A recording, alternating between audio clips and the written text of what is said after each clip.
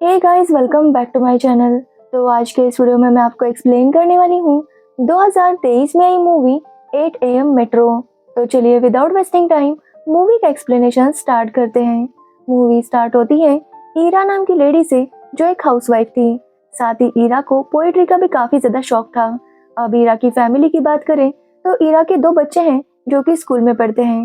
साथ ही ईरा के हस्बैंड का नाम उमेश है और उनकी फैमिली काफी ज्यादा खुश थी। आज जब उमेश ऑफिस जाता है और बच्चे स्कूल जाते हैं तो हीरा खुद के लिए एक बहुत अच्छी कॉफी बनाती है और कॉफी पीते हुए अपनी कविताएं लिखने लगती है। तभी उसकी छोटी बहन रिया का कॉल आता है। एक्चुअली रिया प्रेग्नेंट थी और अचानक उसके पेट में दर्द होने लगा था। रिया का हस्बैंड कुछ दिनों के लिए यूएस चला गया था, इसलिए रिया बिल्कुल अकेली थी। वो हॉस्पिटल में एडमिट हो चुकी थी, इसलिए वो ईरा को बुलाती है क्योंकि अगर ईरा वहाँ पर रहेगी तो रिया को अच्छा लगेगा।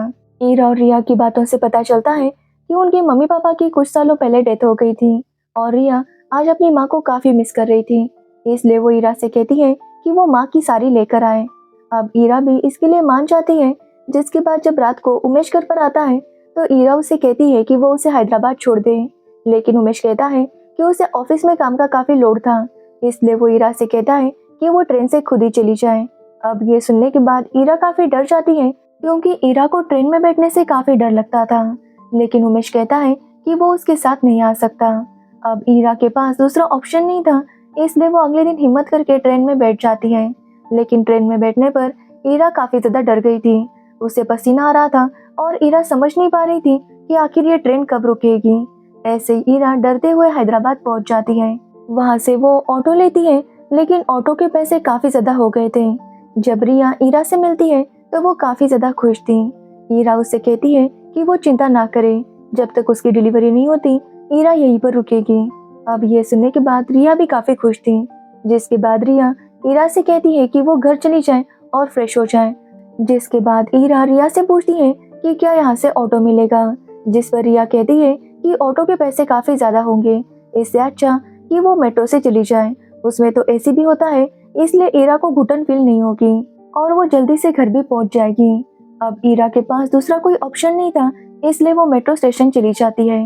लेकिन जब वहां पर ट्रेन आती है तो ईरा उसे देखकर काफी डर गई थी। उसे फिर से पसीना आने लगता है और वो ट्रेन के अंदर नहीं जा पाती।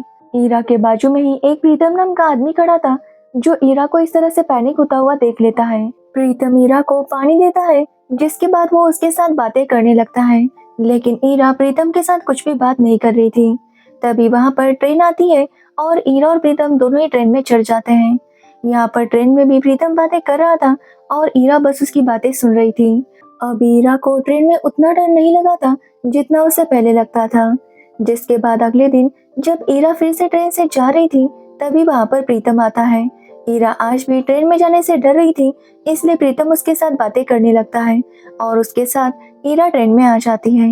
ईरा के हाथ में एक किताब थी जो देखकर प्रीतम समझ जाता है, इसलिए वो ईरा के साथ कविता के ऊपर बातें करने लगता है।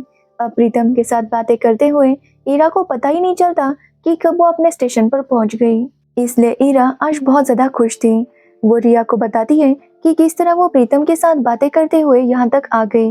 अब ये सुनने के बाद कि ईरा काफी कंफर्टेबल फील कर रही थी, रिया भी उसके लिए खुश थी। जिसके बाद हम प्रीतम को देखते हैं जो एक बुक शॉप पर जाता है। वहां से वो पैनिक अटैक के ऊपर बुक्स खरीदता है और उसे पढ़ने लगता है। प्रीतम जानना चाहता था कि ईरा की प्रॉब्लम क्या है। जिसके बाद प्रीतम रोज की तरह ईरा के साथ ही ट्रेन से ट्रैवल करने लगता है। अब ऐसे ही रोज साथ में ट्रैवल करने की वजह से उनकी दोस्ती काफी अच्छी हो गई थी। प्रीतम ईरा को बताता है कि उसकी वाइफ मृदुला को भी कविताएं लिखना बहुत पसंद है। अब प्रीतम की फैमिली की बात करें तो प्रीतम की फैमिली में उसकी वाइफ मृदुला, उसके दो बच्चे और उनका एक डॉगी था। प्रीतम अपने घर वालों से बहुत ज्यादा प्यार करता था और वो उनके साथ बहुत ज्यादा खुश था। अब दूसरे दिन जब ईरा प्रीतम के साथ ट्रेन से जा रही थी तभी उसके बच्चों का उससे कॉल आता है। एक्चुअली आज ईरा का बर्थडे था और वो उसे बर्थडे विश करते हैं। ईरा को लग रहा था कि उमेश भी उसे विश करेगा, लेकिन उमेश अपने काम में बहुत बिजी था। जिसके बाद प्रीतम को भी पता चल जाता है कि आज ईरा का बर्थडे है, इसलिए वो ईरा को पैनिक अटैक के ऊपर किताब गिफ्ट करता है ताकि ईरा इस कंडीशन से बाहर आ जाए। अब ईरा भी वो बुक देखकर काफी ज्यादा खुश थी। जिसके बाद ईरा ने एक और नॉवेल पढ़ी थी जिसके राइटर ने एंडिंग काफी अलग रखी थी और ईरा को जानना था कि आखिर में उस कपल के साथ क्या हुआ था। अब ये सुनने के बाद प्रीतम उसे उस राइटर से मिलवाता है, जिनसे मिलकर ईरा बहुत ज्यादा खुश थी। दूसरे दिन प्रीतम और ईरा कॉफी पीने जाते हैं, जहाँ पर ईरा प्रीतम को बताती है कि उसे ट्रेन से इतना डर क्यों लगता है। एक्चुअली जब ईरा छोटी थी तो वो अपने पापा के साथ ट्रेन से कहीं जा रही थी। बीच में एक स्टेशन पर उसके पापा पानी लेने के लिए ट्रेन में से उतर गए। तभी ट्रेन स्टार्ट हो गई और उसके पापा पीछे वाली बोगी में चढ़ गए। लेकिन जब तक ईरा के पास उसके पापा नहीं आते वो काफी ज्यादा डर गई थी, और तब से ट्रेन को लेकर ईरा के मन में ये डर बैठ गया था। और तभी से ट्रेन से ट्रैवल करते हुए उसे पैनिक अटैक्स आते थे। अब ये सब सुनने के बाद प्रीतम उसे समझाता है कि उसे अपने डर के बारे में दूसरों को बताना चाहिए था। ईरा ने इस बारे में किसी को भी बताया नहीं था, इसलिए कोई भी ईरा की सिचुएशन समझ नहीं पाता था। और ये सुनने के बाद ईरा को लगता है कि उसे भी अपने घर वालों को इस बारे में बताना चाहिए था। लेकिन ईरा कहती है कि उसने इसलिए ऐसा नहीं किया क्योंकि उसे लग रहा था कि लोग उसे जज करेंगे कि इतनी सी बात पर इतना क्या डरने जैसा है। लेकिन प्रीतम उसे समझाता है कि दूसरे क्या सोचते हैं इसकी परवाह उसे नहीं करनी चाहिए। जिसके बाद ईरा बताती है कि उसके पापा को भी कविताएं लिखने का बहुत शौक था। ठीक उसी तरह ईरा को भी कविताएं लिखने का बहुत शौक था, लेकिन उसके पापा चाहते थे कि ईरा अपनी पढ़ाई पर ध्यान दे। इसलिए वो ईरा को हमेशा डांटा करते थे क्योंकि वो अपने पढ़ाई में ज़्यादा ध्यान नहीं देती थी। लेकिन जब उसके पापा बहुत ज़्यादा बीमार हो गए थे तो वो ईरा की कंडीशन समझ गए थे और वो उससे माफ़ी मांगते हैं क्योंकि अब तक उन्होंने कभी भी ईरा की कविताओं की तारीफ नहीं की थी। लेकिन उनके आखिरी दिनों में उन्हें अपनी गलती का एहसास हो गया था, इसलिए वो ईरा से माफ़ी मांगते हैं और उसकी कविताएं भी सुनते हैं। साथ ही वो उनकी कविताएं भी ईरा के साथ शेयर करते हैं, जिससे ईरा की सारी नाराज़गी दूर हो गई थी। लेकिन जब उसके पापा की डेथ हुई तो ईरा अपने पापा का अंतिम संस्कार करना चाहती थी, लेकिन लड़कियों को ये सब करना अलाउड नहीं था, इसलिए वो नहीं कर पाई। इसलिए ईरा प्रीतम से कहती है कि उसे एक बार शमशान जाना है और अंतिम संस्कार देखना है। अब ये सुनने के बाद प्रीतम उसे शमशान पर लेकर जाता है। वहाँ पर किसी का अंतिम संस्कार हो रहा था और ये देखकर प्रीतम भी रोने लगता है। प्रीतम ईरा को बताता है कि कुछ टाइम पहले ही उसके दोस्त एक ट्रिप पर गए थे। वहाँ से लौटते वक्त उनका एक्सीडेंट हो गया था और उनकी डेथ हो गई थी, और तब से वो यहाँ आने की हिम्मत नहीं कर पाया था। आज प्रीतम काफ़ी ज़्यादा रोता है, जिसकी वजह से वो थोड़ा सा रिलैक्स फील कर रहा था। जिसके बाद जब ईरा रिया के पास जाती है तो रिया का मूड काफ़ी ख़राब था। यहाँ पर ईरा को पता चलता है कि रिया के हस्बैंड अभिराम का किसी के साथ अफेयर शुरू हो गया था, और ये बात जब रिया को पता चली थी तो उसने अभिराम को घर से निकाल दिया था। अब ये सुनने के बाद ईरा काफ़ी शॉक थी क्योंकि रिया ने ईरा से कहा था कि अभिराम यूएस गया है, इसलिए वो यहाँ पर नहीं है। जिसके बाद ईरा अभिराम को वहाँ पर बुलाती है और रिया से बात करने के लिए कहती है। अभिराम को भी अपनी गलती का एहसास हो गया था और वो रिया से माफ़ी मांग रहा था, लेकिन रिया उसे माफ़ नहीं करती और वहाँ से जाने के लिए कहती है। लेकिन अभिराम लगातार उससे माफ़ी मांगने लगता है, लेकिन रिया उसे माफ़ करने के लिए तैयार नहीं थी। जिसके बाद रिया को भी पता चल गया था कि ईरा आजकल प्रीतम के साथ काफ़ी टाइम स्पेंड कर रही थी, इसलिए वो ईरा को समझाती है कि वो जो कुछ भी करे वो सोच समझ कर करे। जिसके बाद जब एक दिन ईरा हॉस्पिटल आती है तो वहाँ पर उमेश आ गया था। उमेश ईरा का कब से इंतज़ार कर रहा था, लेकिन ईरा हॉस्पिटल काफ़ी लेट आई थी, इसलिए रिया बहाना बनाती है कि ईरा उसकी दोस्त सोनाली से मिलने गई है। जिसके बाद जब ईरा वहाँ पर आती है तो वो उमेश को देखकर काफ़ी ज़्यादा शॉक थी। जिसके बाद वो उमेश के साथ चाय पीने जाती है तो उमेश उसे बर्थडे विश करता है। वो ईरा को बताता है कि जब से वो गई है तब से वो काफ़ी परेशान था क्योंकि उसे घर और ऑफिस दोनों संभालना पड़ रहा था, इसलिए वो ईरा को विश ना करने के लिए सॉरी कहता है और उसे बर्थडे गिफ्ट देता है, जो देखकर ईरा काफ़ी खुश थी। उसे बार बार लग रहा था कि उसे उमेश को प्रीतम के बारे में बताना चाहिए, लेकिन ईरा की ऐसा करने की हिम्मत नहीं हो पाती। जिसके बाद ईरा डिसाइड करती है कि वो प्रीतम के घर वालों से मिलेगी और प्रीतम भी इसके लिए मान जाता है। लेकिन जब ईरा प्रीतम के घर जाती है तो वहाँ पर प्रीतम की वाइफ मृदुला का लेटर था कि उनकी डॉगी की तबीयत खराब हो चुकी है, इसलिए वो डॉगी को लेकर हॉस्पिटल जा रही है। अब ये देखने के बाद ईरा डिसाइड करती है कि वो मृदुला से मिलने फिर कभी आएगी, लेकिन प्रीतम कहता है कि वो उनका घर देखे। जिसके बाद ईरा उनका घर देखने लगती है। तब वो प्रीतम को उमेश के बारे में बताती है कि किस तरह वो उमेश से मिली थी और उनकी शादी तय हो गई थी। ईरा बताती है कि शादी से पहले उसने एक कड़ी बनाई थी जिसमें नमक काफ़ी ज़्यादा हो गया था और उमेश ने वो सारी कड़ी खा ली थी ताकि कोई और उस कड़ी को खा ना सके। ये देखकर ईरा समझ गई थी कि उससे अगर कोई भी गलती हो जाएगी तो उमेश उसे संभाल लेगा। जिसके बाद ईरा और उमेश की शादी हो गई थी। ईरा जब ये सब बोल रही थी तभी उसका पैर फिसलता है, लेकिन प्रीतम उसे पकड़ लेता है। वो ईरा के करीब आ रहा था, लेकिन ईरा वहाँ से चली जाती है। उस रात ईरा यही सोच रही थी कि वो आगे क्या करे, क्योंकि वो समझ नहीं पा रही थी कि प्रीतम के साथ उसका रिश्ता क्या है। जिसके बाद ईरा डिसाइड करती है कि वो प्रीतम के साथ अपना रिश्ता खत्म करेगी, यानी कि वो फिर कभी प्रीतम से नहीं मिलेगी, क्योंकि उसे लग रहा था कि उनके बीच जो भी है वो गलत है। इसलिए वो अगले दिन प्रीतम से कहती है कि अब वो फिर कभी उससे नहीं मिलेगी। साथ ही अब रिया की डिलीवरी भी हो गई थी और उसे एक बेटी हुई थी, इसलिए सब लोग काफी ज्यादा खुश थे और अब ईरा को वापस जाना था। इसलिए प्रीतम भी उसे कहता है कि जिस रिश्ते को हम आगे नहीं ले जा सकते उसे एक खूबसूरत मकाम पर छोड़ देना चाहिए। इसलिए वो दोनों डिसाइड करते हैं कि वो फिर कभी एक दूसरे से नहीं मिलेंगे।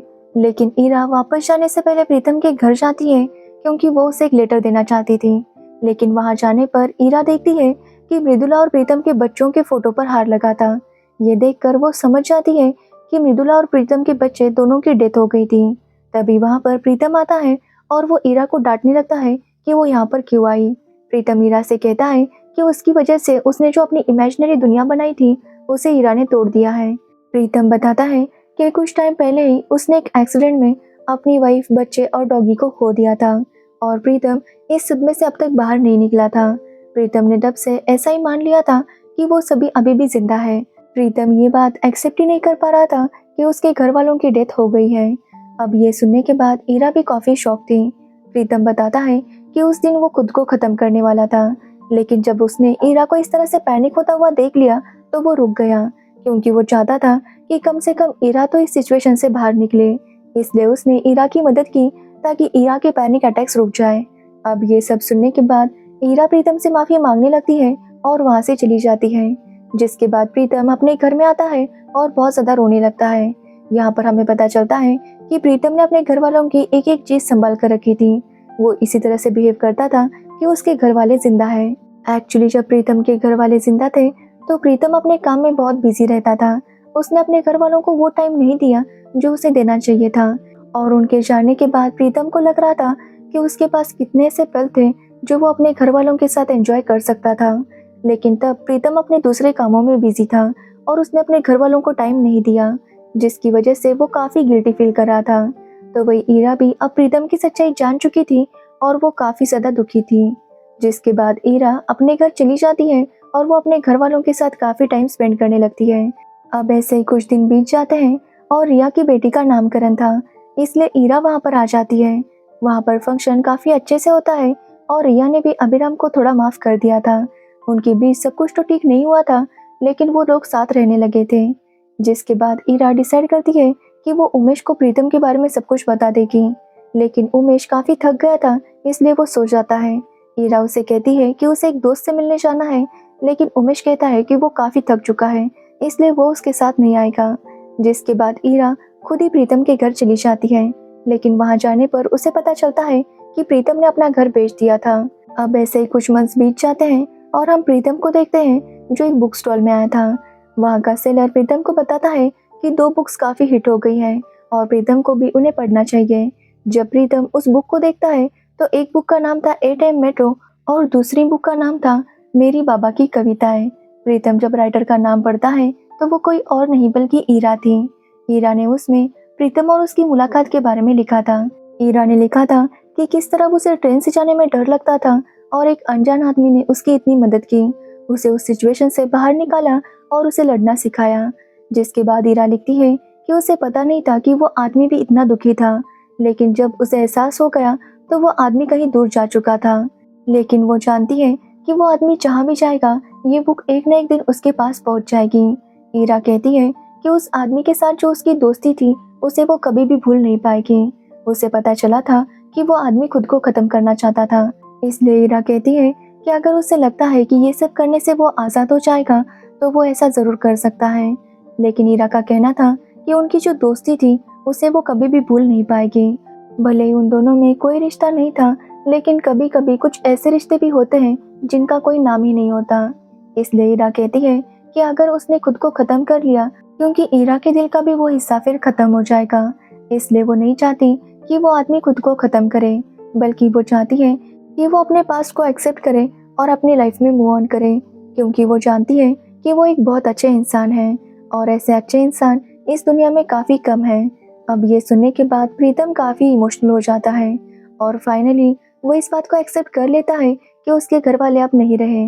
इसलिए अब वो उनकी अस्थियां बहा देता है और डिसाइड करता है कि वो एक साइकियाट्रिस्ट के पास जाएगा ताकि वो बीती बातों को भूलकर अपनी लाइफ में आगे बढ़ सके। और इसी के साथ ही ये मूवी एंड हो जाती है। तो ये थी 8 AM मेट्रो मूवी की स्टोरी। अगर आपको इस मूवी की स्टोरी और मेरा एक्सप्लेनेशन अच्छा लगा हो तो वीडियो को लाइक कमेंट शेयर ज़रूर करना और मेरे चैनल को सब्सक्राइब करना बिल्कुल मत भूलना। Thanks for watching video.